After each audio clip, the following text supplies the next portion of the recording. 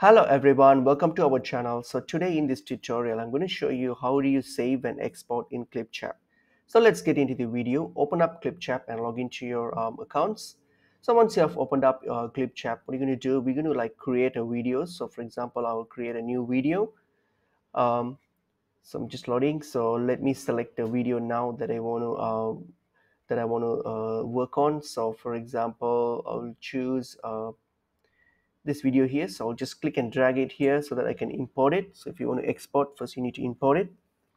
So let me import it first. So I've imported. So now what I'm going to do, I'm going to work on this video here. So what I'm going to do, I'm going to click and drag it to my timeline here. So you need something on your timeline here in order to save and export. So bring it down. So now I got it here.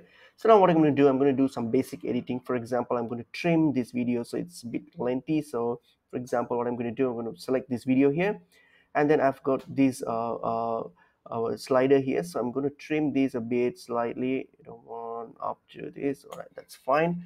Okay, so I'm going to slim that, and then what I'm going to do, I'm going to add some filters here. So I'll click on filter, and then probably I will add some basic filter. I'll just do that one.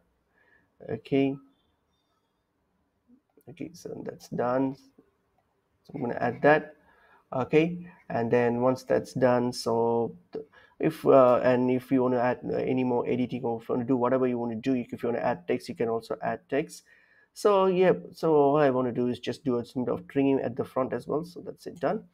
So this is now enough. I'm done with this. So now what I'm going to do, I'm going to save and export this video. So in order to save and export, all you have to do here is click on the export option here. So just click on export, and here you'll have the option to choose your resolution, your video resolution, whether it's 480, 720, or 1080. For me, depending on your use, you can just choose it. It's your choice. For me, it's just a demo, so I will just choose 480p. I'm going to click on this.